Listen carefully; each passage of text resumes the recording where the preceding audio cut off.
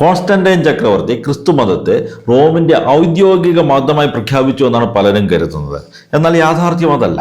അദ്ദേഹം ക്രിസ്തുമതത്തെ ഔദ്യോഗിക മതമായിട്ട് പ്രഖ്യാപിക്കുന്നില്ല, മറിച്ച് റോമിൽ മതസ്വാതന്ത്ര്യം അനുവദിക്കുകയാണ് ചെയ്തത്. ക്രിസ്ത്യാനികൾക്ക് മാത്രമായിരുന്നില്ല, ആർക്കും അവർക്കിഷ്ടമുള്ള ഏതൊരു ദൈവത്തെയും ആരാധിക്കാനുള്ള പൂർണ്ണ സ്വാതന്ത്ര്യം നൽകുന്ന ഒരു വിളംബരമായിരുന്നു ഈ ഈഡിക്റ്റ് ഓഫ് മിലാൻ എന്ന് പറയുന്നത്. കോൺസ്റ്റന്റൈൻ ചക്രവർത്തി തനിച്ചായിരുന്നില്ല ഈ വിളംബരം പുറപ്പെടുവിച്ചത്. അന്ന് റോമിൽ 2 ചക്രവർത്തിമാരുണ്ടായിരുന്നു.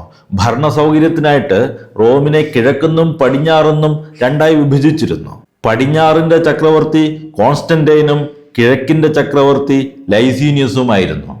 AD 313 മെഡിവലാനം എന്നൊരു സ്ഥലത്ത് വെച്ച്, അതായത് ഇന്നത്തെ മിലാനിൽ, ഇവർ രണ്ടുപേരും കണ്ടുമുട്ടി. അവിടെ വെച്ച് ഈ ചരിത്ര പ്രധാനമായ രേഖയിൽ ഒപ്പുവെക്കുന്നു.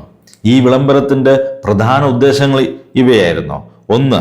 റോമിലെ പൗരന്മാർക്ക് അവർക്കിഷ്ടമുള്ള ഏതൊരു ദൈവത്തെയും ആരാധിക്കാനുള്ള സ്വാതന്ത്ര്യം നൽകുക. 2. ക്രിസ്ത്യാനികൾക്ക് പള്ളിയിൽ സംഘടിക്കാനുള്ള അവകാശം നൽകുക. 3. അന്നുവരെ പ്രത്യേകിച്ച് ഡയക്ലീഷ്യൻ ചക്രവർത്തിയുടെ കീഴിൽ ക്രിസ്ത്യാനികൾ കൊടിയ പീഡനം നേരിട്ടിരുന്നു. ഭരണകൂടം അവരുടെ സ്വത്തുവകകൾ പിടിച്ചെടുത്തിരുന്നു.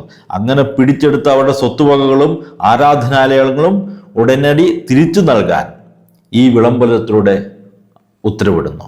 കൂടുതൽ വ്യക്തതയ്ക്ക് വേണ്ടി ഈ വിളംബരത്തിലെ പ്രസക്തമായൊരു ഭാഗം ഞാൻ വായിക്കുകയാണ്.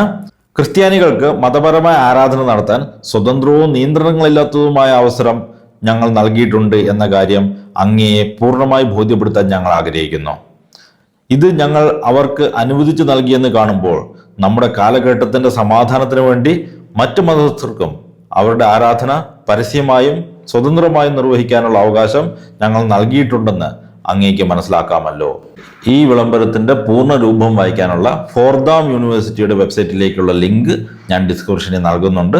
മാത്രമല്ല ഇതിന്റെ മലയാളം തർജിമ ഞാൻ ഡിസ്ക്രിപ്ഷനിൽ കൊടുത്തിട്ടുണ്ട്. നിങ്ങൾക്ക് ഇവിടുന്ന് തന്നെ വായിക്കാവുന്നതാണ്. ഫുൾ വീഡിയോ എൻ്റെ തിയോലോജിക് യൂട്യൂബ് ചാനലിൽ കാണാവുന്നതാണ്.